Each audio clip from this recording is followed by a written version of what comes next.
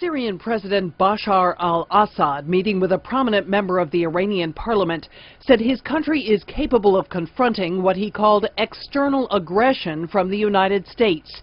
The Obama administration is pushing hard for military action.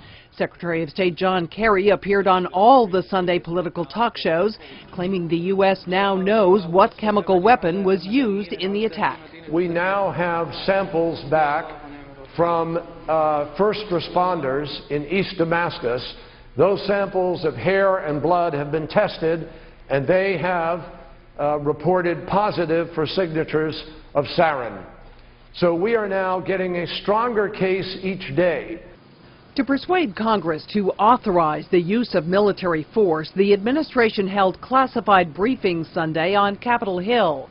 But when members emerged, there was largely skepticism about the impact of the limited military strikes proposed by the administration. I don't know if every member of Congress is there yet. And what about you? Are you there yet? I'm not there yet.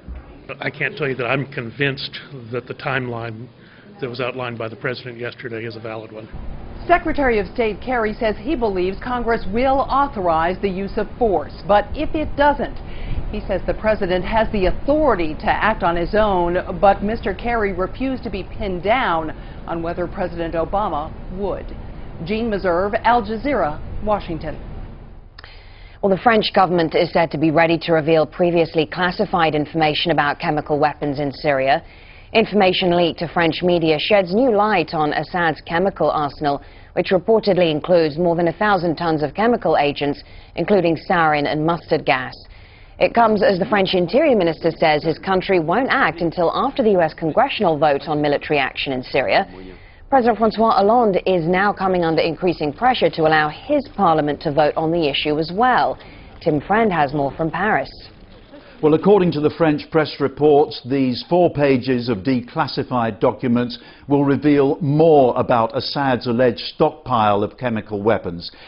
They apparently show that he has several hundred tons of mustard and sarin gas, and that he has used them against his own people. This is information gathered by French intelligence. It's in addition to that already revealed by the United States. But of course the French leadership here now engaged in a very similar exercise to their opposite numbers in Washington, that is convincing politicians and the French public that an attack against Assad is justified as punishment for using chemical weapons.